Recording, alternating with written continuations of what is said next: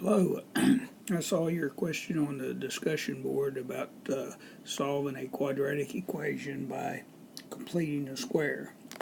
Now, I did change the numbers slightly. I was going to work this example first where the numbers are a little nicer, then I'll look at the one you ask. Now, these steps I'm going to perform are in your book located on page 617. So you may want to look on this page, and it gives, I think, 9 steps.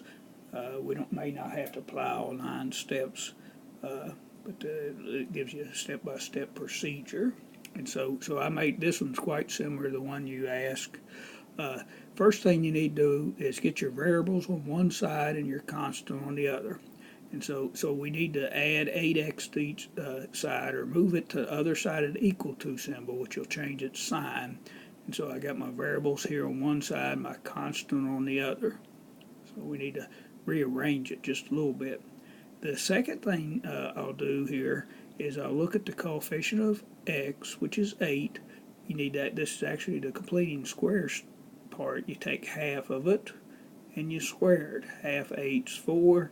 4 squared is 16. And so then I'll add 16 to each side. Of course, that sums 23.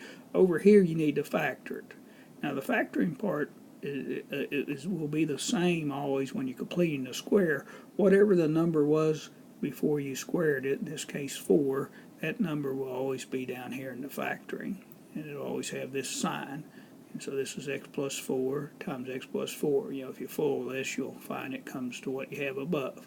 So you got binomial times itself, so you have that binomial squared equal 23. Now you're ready for the earlier process of using the square root property.